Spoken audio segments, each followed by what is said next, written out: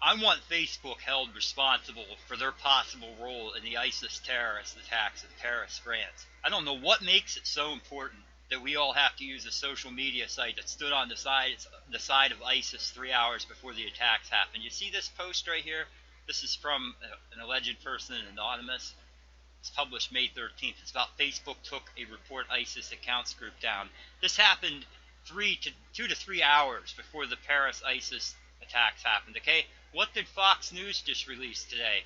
Fox News says right here, separately, Fox News has learned that 4 credible ISIS-linked social media accounts began sharing messages 72 hours before the Paris attacks.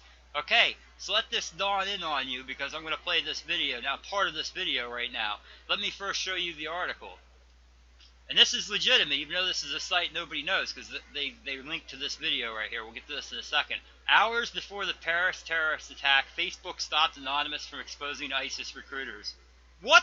Now let's just think about that for a second, because it's 100% confirmed to be a fact. Anonymous is claiming this, that a couple of hours before the Paris terrorist attacks happened, Facebook banned the page where Anonymous goes after and pursues ISIS. I don't know if you are all aware of this. Anonymous has actually been opposing ISIS for quite some time, exposing them, doing what they can online, fighting against them because they're against terrorism.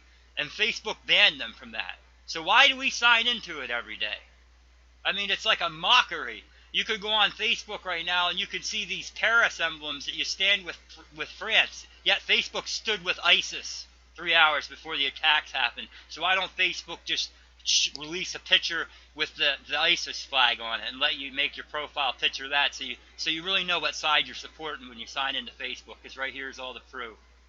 We removed the post below because it doesn't follow the community standards. Reporting terrorists does not follow the Facebook's community standards. So let me ask you guys a question before I attach this anonymous video to the end of this video, because we all still are going to use Facebook regardless because we're addicted to it. It's like virtual crack to us. So let me ask you a question. Let's say that tomorrow there's a terrorist attack, a plan for your city or the town you live in the United States of America. Anonymous is working behind the scenes trying to expose this terrorist attack, and then Facebook bans them because reporting terrorists is a violation of their community standards, okay? And say that Anonymous was right on the trail of a terrorist that might have possibly be discussing this before the attack, like they were doing in this incident. And let's say that the terrorist attack happens and your entire family dies. And you're the only one that survives it. Would you still use Facebook then? Or would you at least try to hold them accountable for it? Because we know what Facebook does. Facebook has been known for the last 5 years to have the most anti-American review staff of any website. And it's hard to beat Twitter, but Facebook definitely takes the cake on that one. Banning people for talking about the Constitution. I got a picture of a supremacist group uploading the picture of young children saying murder white people, and I also have the picture that says that Facebook found that that was not a violation of their community standards, but reporting terrorists is. When are we going to hold them accountable? It's ridiculous. Now here's the anonymous video.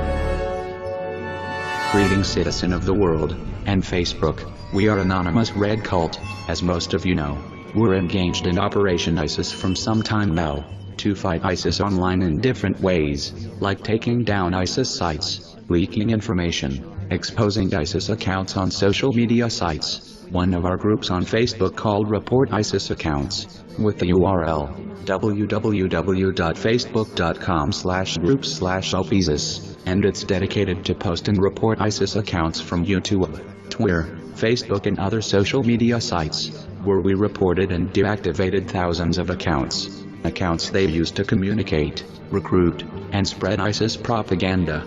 Few hours ago, Facebook decided to close this group, and blocked the admins for 3 days, without giving any explanation for it, except, quote, "We removed the post below because it doesn't follow the Facebook community standards," end of quote. So we asked, is it because ISIS supporters reported us back? And if so, for what reason? Or Facebook is bothered from us reporting terrorists' accounts that violate Facebook community standards anyway, by using fake names and posting inappropriate and violent propaganda that only serve ISIS terrorism?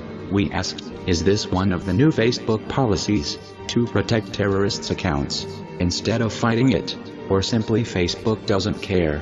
We leave this for the public opinion to judge this action by Facebook, action that can only be interpreted that Facebook took a wrong decision.